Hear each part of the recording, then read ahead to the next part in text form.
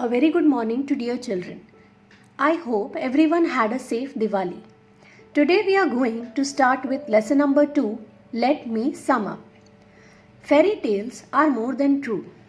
Not because they tell us dragons exist, but because they tell us that dragons can be beaten.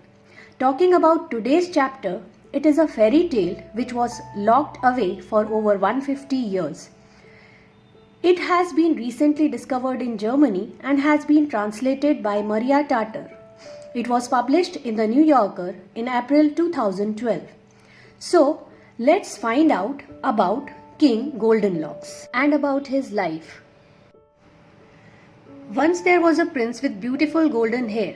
Everyone called him Goldenlocks. One day, Goldenlocks' father, the king, went hunting in the woods and found a giant leaning against a tree. The king blew his horn, called his men, and then came and caught the giant. Proud of his own bravery, the king invited many other kings to join him for a celebration so they could see the captured giant. Now, on the day of the celebration, Goldenlocks was playing with his favorite toy, a golden ball. Accidentally, Goldenlocks threw the ball right into the giant's cage. Oh no! What could he do? He loved that ball. So a king had a son who had golden hairs and was named Goldenlocks. One day the king went for hunting in the woods and came across a giant. He caught the giant and was thrilled. Now that what he decided was to show off his achievement. Overjoyed, the king held a celebration and invited many other kings to join him. Goldenlocks was playing with his favorite golden ball near the giant's cage and accidentally threw the ball into the cage. Please throw my ball back to me, giant. I'll give you a nice banana or apple or maybe a cookie if you just give it back. I will only give your ball back if you release me, he said. The boy knew his father would be angry, but he wanted his ball. He stole the key to the cage and freed the giant. Goldenlocks tried to get the ball by any means, but the giant did not agree. He told Goldenlocks he would only get the ball back if Goldenlocks set him free, which he did by stealing the key to the cage.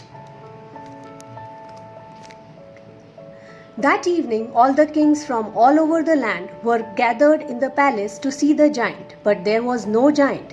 The king was so angry, he flew into a rage and swore that he would punish the person who had stolen his key and freed the giant, no matter who it was. When he found out it was his own son, he was heartbroken. But a king has no choice but to keep his promise. The king sadly banished Goldenlocks. He told his best soldier to take Goldenlocks far, far away, where he could never return. But the soldier didn't want to do this duty to so young a boy, so he decided to find a way out. When the king decided to show the giant at his party, he discovered the giant was gone, and the king got angry. He promised to punish whoever had let the giant free. The king punished his own son by asking his best soldier to leave Goldenlocks at a place from where he could never return. The soldier knew the king was not happy to banish his own son, and secondly, Goldenlocks was too small, so he thought of finding a solution for the same. He put Goldenlocks in the poor clothes of a shepherd and sent him to live far away in the family of a gardener who had no sons of his own. Now this gardener worked for the queen of his own land. Every day he cut flowers and made bouquets for the queen's daughter, the most beautiful princess he had ever seen. It was Goldenlocks' job to tie the flowers together and bring them to the princess. The princess always received the flowers so sweetly that finally Goldenlocks fell in love with her and began to feel he couldn't live without her. One day, to show her how he felt he tied her bouquet with a strand of his own golden hair. When it was time for her to be married, Princess came from miles around, but she refused everyone, saying that she would only marry the one who had tied her bouquet with golden hair. But the queen could not allow her daughter to marry a poor gardener's helper.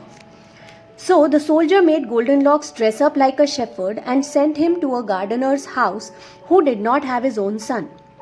Goldenlocks started living with the gardener and used to help him every day make a bouquet of flowers for the kingdom's princess.